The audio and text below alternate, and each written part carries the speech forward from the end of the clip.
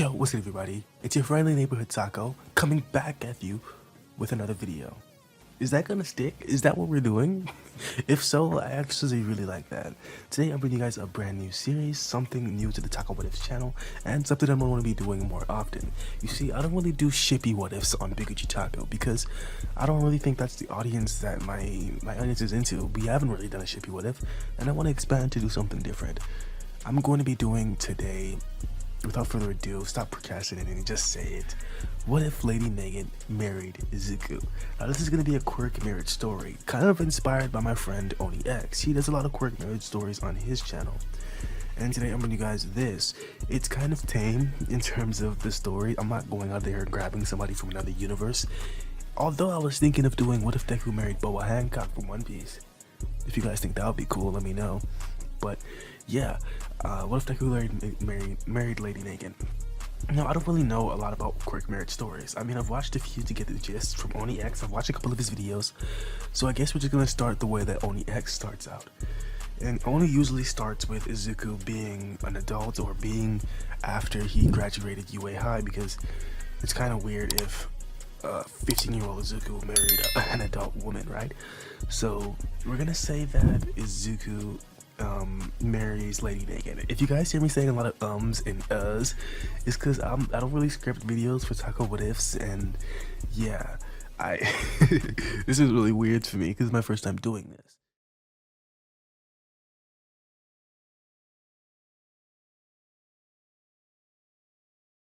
So we're gonna say that Izuku graduates UA High, becomes the #1 hero.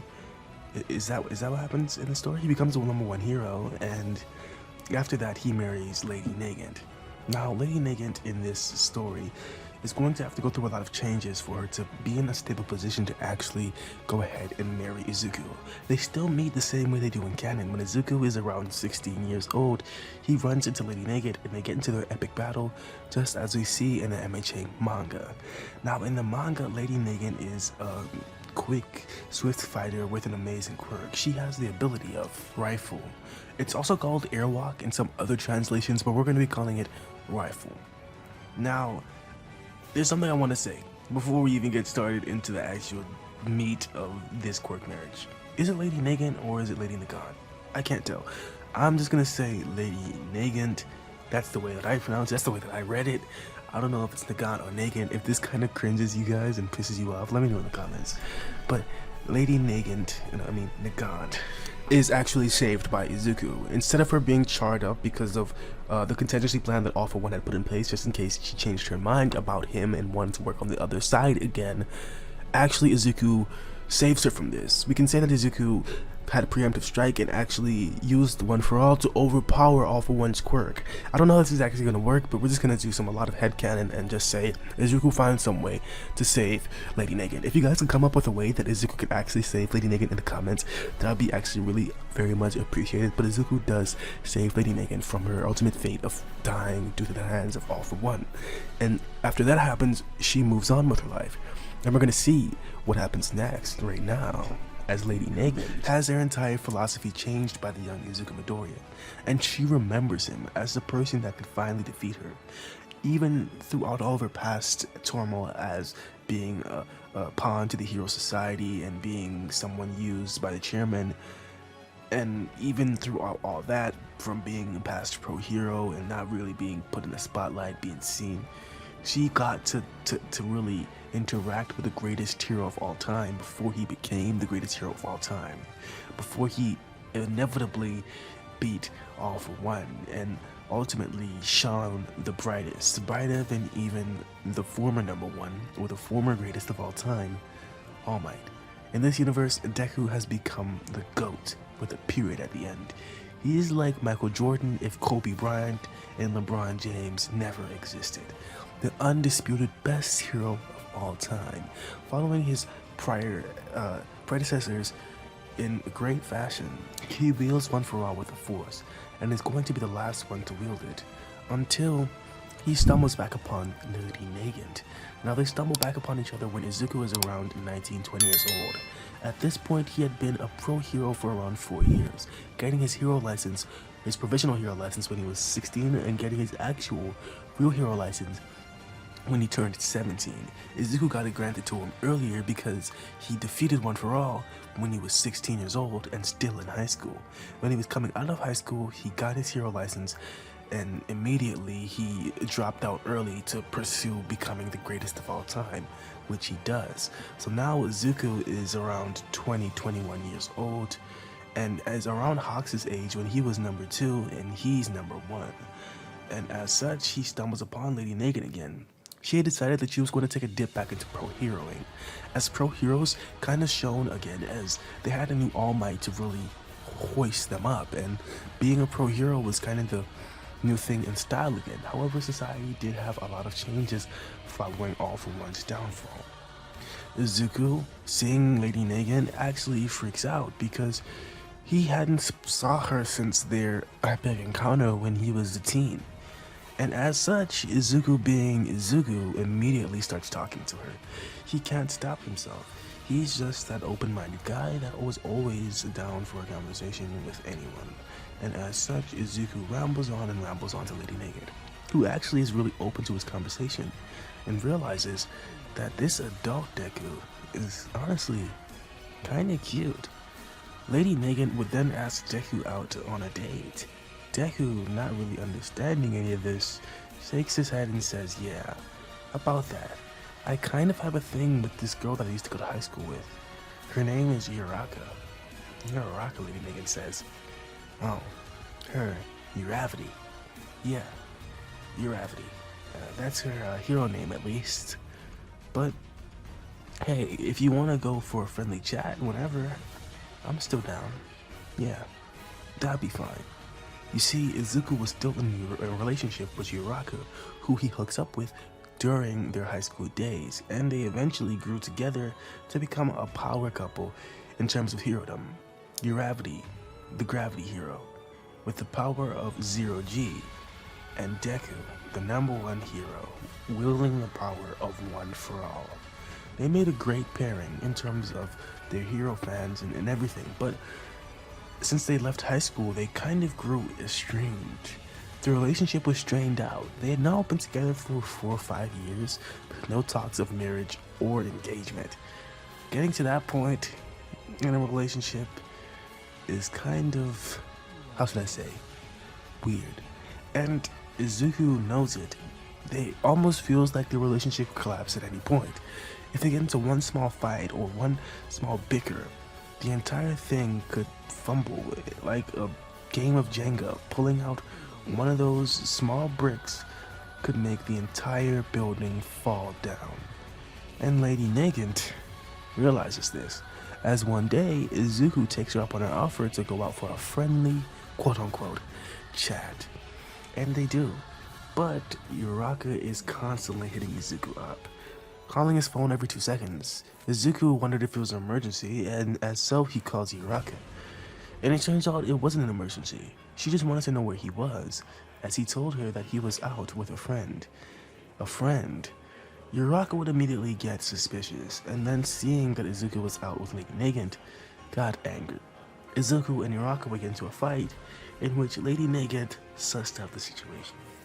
She saw that Uraka and Izuku's relationship was kind of on the teetering of failing, and as such, our number 1 secret spy for the hero chairman would now become the number 1 secret spy in Izuku's relationship. Using her amazing spy powers, she spied on them, and as such, she helped pull that last brick out from that Jenga and cause the entire thing to collapse. Lady Nagant would do this by sussing out the entire situation surrounding them. She continually pestered Izuku. While they were having that chat, she would say things like, if I was your girlfriend, I wouldn't treat you like that. Honestly, it's not a big deal if you're out hanging with one of your female friends, and you're the number 1 hero. You probably get a lot of love from females. Honestly, she's tripping. I know it might be weird for a lot of you guys to see Lady Nagant this way, but remember, she is a spy, and this is her specialty, infiltrating and kind of taking things down step by step. And as such, she creeps her way into the friend zone, and from there, she kind of home wrecks Izuku's relationship with Uraka. Yeah, I know. Pretty weird, Lady Nagant. But she does it anyway, causing the relationship to fall in the end. And as such, Lady Nagant steps in and fulfills Uraraka's place as Deku's new girlfriend. It all happened so quick. In the span of a couple of weeks, what they once had with Uravity and Deku fumbled into them just being Izuku and Uraraka. People who are now estranged, each other's exes, and each other's firsts. So that's where Lady Nagant steps up and really becomes a public icon. Choosing her hero name to be Lady Nagant anyway, that was her spy name, and kind of re-entering as Izuku's new love interest. Deku's new love interest, sorry. And being, the girlfriend of the number one immediately skyrockets her popularity. She rises up the polls, overtaking Uraraka even, as Uraraka was one of the top heroes. Uraraka was actually in the top 15, sitting at number 12. Lady Nagant jumps forward to the 11th spot on that list. All of these changes actually affects the Hero Society quite a bit. This is a big drama in the Hero Society. Lady Nagant sneaking her way into the number one hero's life is really strange and weird, but as time goes on, and as I mean time, I mean years, as years go by, people warm up to Lady Nagant, and they accept her as a part of the number one hero's life. She urges her way up through the ranks, proving that she's one of the most powerful heroes, not only one of the most powerful female heroes, but one of the most powerful heroes, period. Her quirk is really good, and her use of it makes her a tactical genius. She is put on multiple missions to stop drug rings and the Yakuza and criminal underlords, because even though One For All was wiped out, the head kingpin of the underworld, and even though Shigaraki has been pushed to the side, a lot of things are still going the way they are. Of course, crime isn't just going to disappear, especially since we saw Hero Society collapse once before. People know that it's possible, and so more people inch towards becoming criminals and villains. The aftermath of the entire situation with One For All, as Deku overcomes him and becomes the number one, doesn't leave the world without crime. In fact, it actually encourages more of it, but just not at such an organized rate. Lady Nagant does her thing, taking off, multiple criminal rings, and really moves up the ranks. She inches her way into the top 10, standing at number 9, completely eclipsing Uraraka and Uravity. A couple years go by, and she's known as the new wife of the number one hero, as they settle down together and form a life. Izuku and Lady Nagant, actually 3 years into their relationship, after getting married, end up having a child. This child's name would be Ace Midoriya. We're taking inspiration from both Lady Nagant and Izuku and merging them together in this new character, Ace. He is a brash young kid with mixes of both his father's personality in terms of being a hero nerd and also his mother's more intellectual and preserved side. Ace goes through his childhood, reaching around 5 years old when we pick back up with the story. After a brief time skip, Ace is now 5 years old, and now his quirk is starting to manifest. Since his dad is quirkless, he gets no quirk from Izuku, as One For All is not passed down through genetics. I mean, it is, but it has to be given to you. Shigaraki didn't have One For All just because of his grandmother, who had One For All, so that's how we're gonna say he doesn't have anything from One For All, but he has Lady Nagant. And since of the quirk singularity, since we know quirks are just gonna get stronger and stronger, he has a very much improved version of Lady Nagant's quirk. We don't have an exact name for Lady Nagant's quirk, but we know her overall abilities. She's an incredibly powerful villain at the time. Now she's an incredibly powerful hero, and her skills were recognized by All For One. She was the most feared hero by Hawks, who was the number two hero at the time. And she even was feared by the company that employed her originally, as she was part of the Public Safety Commission, which is now debunked and changed into something else. And she was Hawks' senior. Her sniping skill is considered to be the best long-range fighter in the country, maybe even the world. She has a prominent quirk which improves her ranged attacks. She admits Hawks admits that she outclasses her in raw skill alone. She has enhanced eyesight. She has seemingly superhuman level of eyesight, being able to easily, and I mean easily, hit targets from up to 3 kilometers away without even a visible scope. If you add her scope on there, she could probably hit targets from around 7 to 10 kilometers away. That is amazing. I mean 5 to 6 kilometers away, not 7 to 10. We're gonna get to that soon. 5 to 6 kilometers away. She can even see in the darkness and even under crazy weather conditions. She also has a rifle that extends from her right elbow. She can extend the tendril from her rifle and it can curl up to form a scope. She also can create various types of bullets, such as hollow point bullets, curving bullets, from her hair by twisting and molding her bicolored locks and hardening it to be strong as any ammo. The range of her fire is 3 kilometers. Lady Nagant's second quirk allows her to levitate in mid-air. She got this quirk from All For One. I just want to say, guys, do you believe that All For One's quirks pass on to the next generation? Do you actually think that he changes the DNA in people? We know that One For All actually doesn't pass on, and we know that through, of course, Shigaraki's grandmother was the wielder of One For All, and she didn't pass on any of One For All's DNA. But do you think All For One passes on their quirk DNA to, you know, the people who have received quirks from All For One? Do their children end up having the quirks that they received? We're just gonna go off on a limb here, a lot of headcanon, and say that it does. So our Ace character is going to be able to have airwalk and the unnamed self-destruct quirk. So he actually has 3 quirks in one.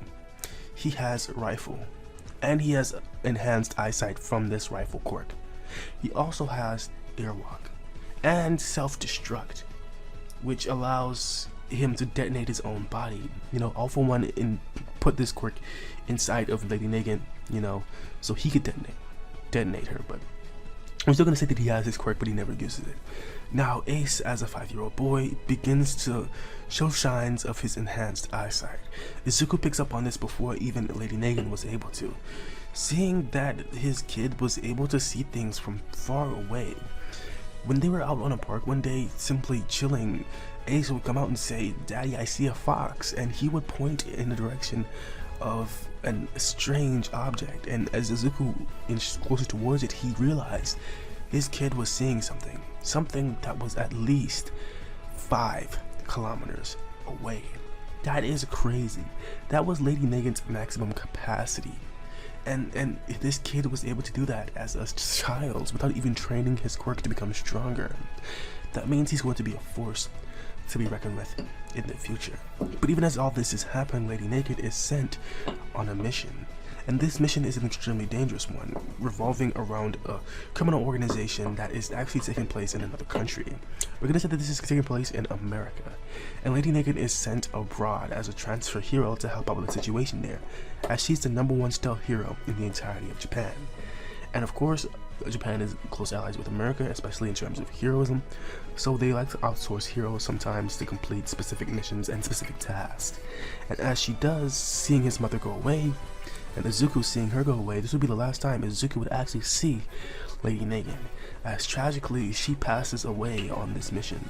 The criminal organization that they were fooling with is a lot stronger than anyone really noticed. It had contained members of the old League of Villains. They had moved to America and formed a new league, as Japan's history is very similar to the rest of the world's in terms of heroes collapsing and everything and then reforming, but it wasn't exactly the same. You see, in America, there was no great fall of heroes like there was in Japan, so the system was still crumbling beneath its own, layers, and it had yet to be rebuilt like Japan's system. As everything was happening over there in America, we can see the crumblings of a new society and they start to change. And this is when Japanese heroes are sent to America more and more, because the system needs to be reformed by these heroes who know how to reform the system. As 5 years go by, Izuku mourns the passing of his old wife and actually moves on. He ends up remarrying Uraraka, who he never actually got married to. He ends up getting back with Uraraka and remarrying her. This gives Ace a parental figure in terms of a motherly figure in his life, but it's not the same as having his mother there. Uraraka is actually very bitter about Lady Nagant. She still doesn't like the way that she, came in and swooped Izuku off his feet, but she understands that, she was the mother of Ace, her now stepchild, so she needs to show respect. And she does. She tries to be the best mother to Ace as she possibly could, but Ace, now a 12, 13-year-old boy, just doesn't understand it. Ace is now going to be sent to a UA transfer program in New York City, as UA expanded beyond the borders of Japan. Because like I said before, the Japanese were the leaders in terms of hero technology. They were the leaders in terms of hero inspiration, and the leaders in terms of the new system of heroes that had formed around Deku Midoriya, the #1 hero and the symbol of peace across the world. So UA was actually able to get enough funding from the public to move to foreign countries abroad. There are now multiple UAs overseas. One specifically in New York City, one in California on the other coast of the country, and one in Toronto, Canada. There are also ones scattered across Europe, one in the UK, one in Germany, and one in Austria. Now, there's also no Russian UA. I would love to say there's a Russian UA, but there isn't yet. There's also different UAs in places like China, Vietnam, South Korea, and places like that. Of course, the hero course is starting to expand, and UA is really starting to become an all-encompassing hero school for not just Japanese students. As such, Ace is transferred from the UA Japanese school over to the New York City Japanese school because they're in dire need of Japanese students. And that's what happens. Ace packs his bag, remembering what's going to happen to him and everything about what happened to his mother, and really just reminiscing on everything. And he looks at his dad and his stepmom as he says goodbye at the age of 14 years old, hopping on a plane to New York City, the location where his mother died originally. Now, and Ace Midoriya arrives in New York City. He arrives to this new bustling city surrounded by an environment that he didn't really fully understand. Ace goes throughout his life in New York, actually staying with a transfer family. This was only for a week until he was fully ingrained into the UA program, which he would then stay at the dormitories. UA now worked on an all-dormitory system. If you were going to the high school, you would have to stay on campus where the pro heroes could protect you because of the incidents that had occurred with the League of Villains over in Japan. It affected all UA schools worldwide. This has become a policy ingrained into the UA foundation, and everybody knows if you're going to UA, you're going to be living there. So after that 1 week, Izuku learns more about the city and learns more about the history of heroes in the city. He learns about heroes such as different versions of Spider-Man, and you know, this is all actually really canon in MHA universe. Well, they're not the exact same thing as the Marvel heroes. You know, they are kind of inspired. You can imagine in MHA, you can kind of imagine it happening, right? You can imagine somebody with a spider quirk calling themselves Spider-Man. And this is kind of a thing that's passed on to the, you know, new spider hero in MHA or in New York. It's kind of like a title of a legacy. And Izuku didn't know it, but he was going to be running into somebody else who holds the new title as the Spider-Man in training pretty soon. So going around the bustling city, he learns a lot about its history. And he really starts to get himself ingrained in all this culture. Now, Ace Midoriya, as he's going to be called, is a fiery boy. He has a great spirit and is a lot of outspoken. He's not like his father at all, who was very shy and timid. He was obsessed with his heroes just like his dad, but he was outspoken, loud, and kind of a chill guy to hang around. I would kind of compare him to Kirishima. He has a lot of Kirishima's personality, except for the whole manly thing. He didn't really care about that. He was just a cool person who had an outgoing personality. And that would help him out a lot in UA High, because as soon as he arrived, he would run into a group of kids. Now, everybody knows that the Japanese transfer students were all seen as the most powerful kids in Japan, and everybody knew that Ace Midoriya was descendant of the #1 hero and the symbol of peace, successor to All Might, Deku Midoriya, aka Deku. Now, people didn't really take kindly to Ace being there. Nobody would really say it to his face, but he could feel the tension and the vibe in the entire school when he first arrived. Here comes the big shot, son of the #1 hero, thinking that he's the boss around here. But no, we'll show him. That's the kind of vibe he felt walking around the school. Now, this school was around the same size as UA in Japan, but a little bit bigger because these guys had money to burn on this UA program. It was around 1.5 times the size. I'm not going to say that it completely eclipses the Japanese school, but it's a little bit bigger. With each different year having their own different dormitory system, it would have to be from general studies all the way up to, class 3A. They all had their different dormitories. So yeah, it had a lot of land mass, and navigating the school was pretty hard. Luckily for Ace, he was assigned a partner, and that's when he would meet the new Spider-Man in training, Miles. Now, this is really, really fanficky, and I'm just gonna go ahead and do it. I don't really care, because I want to do this. He meets Miles, and Miles says hi to Ace. Hey, you're the transfer student from Japan. Yeah, I am. Each year has 3 of you guys. I'm gonna explain how everything works, but I'm trying to figure out stuff too, because I'm a 1 year. Sorry. I haven't told you my name yet. It's Miles, M-I-L-E-S, Miles Morales. Hey, I'm Ace Midoriya. I think everybody knows that. But, come on. I'll show you around, Ace. Alright. Well, I heard that this is the dormitory that we're going to be staying at as they arrive to Class 1A's dorms. This place was pretty big. Each individual person had their own separate rooms. Come on, what's your room number, do you know? It's, 3D2Y. Okay, 3D2Y. You're on the top floor. I'm on the top floor too. Come on, I'll take you. As they go up the elevator to the top floor of Class 1A, they arrive with a ding, and when they walk out, they see, this kid. What do you want, dude? Hey, Miles. How you doing? Stanley, I don't want your problems right now. Who's this? He looks like a sack of shit. He's the new Japanese transfer student. Oh, son of the #1 hero. I bet you think you're a big shot. The guy who was talking was a big hurling 1A student. He was massive. He had some sort of transmuter quirk that made him into a giant monster.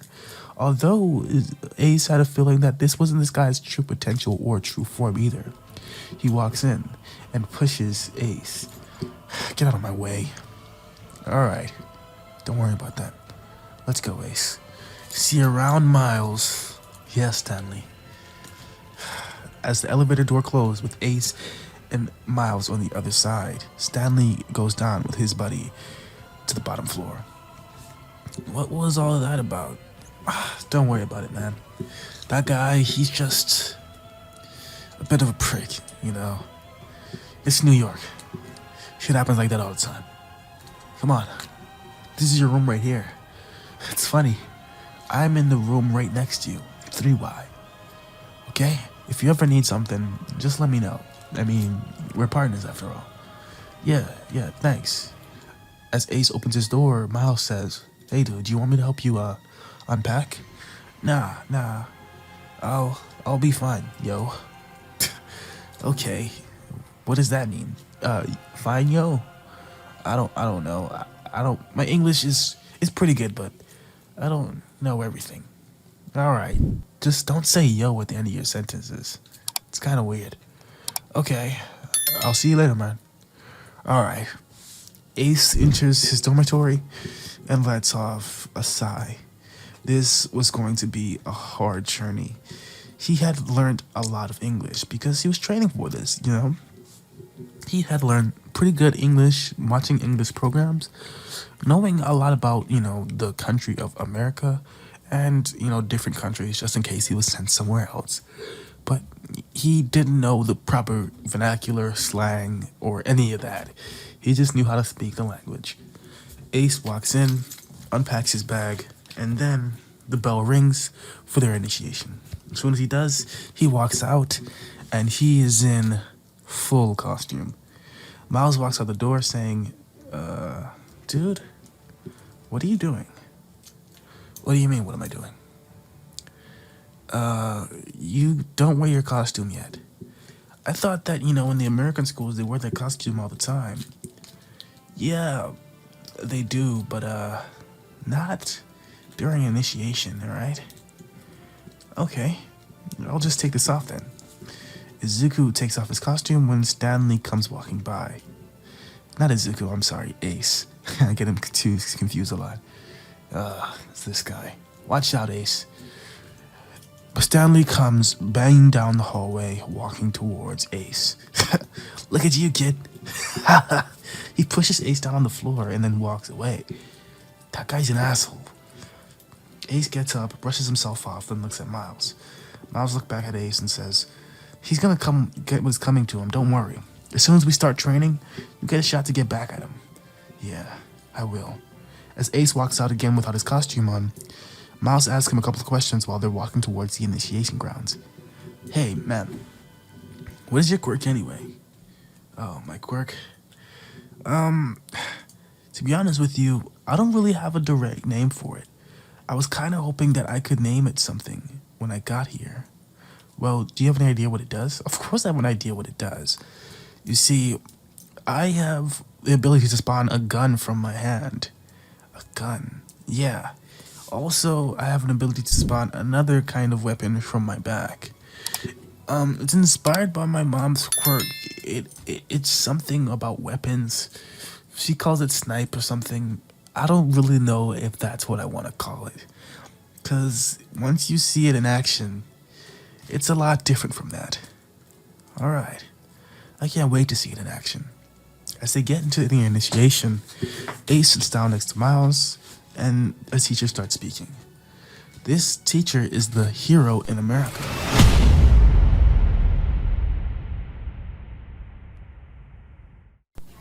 Anyway, guys, that's going to be where I'm going to stop this. I'm sorry for the abrupt ending, but I'm going to make a part 2 of the series. I'm actually working on part 2 right now, alongside What If Deku Was a Delinquent, part 3 and part 4. If you guys want to see a part 2 of this, let's get this video to around 20 likes, and I'll get the part 2 out as soon as possible. It's mostly cloudy around here most days, and you guys shine light upon my life. So if you could shine your lovely rays upon that subscribe button and lick that like button, crunch those comments as well. That would be very much appreciated. Anyway, I'll see you guys in the future.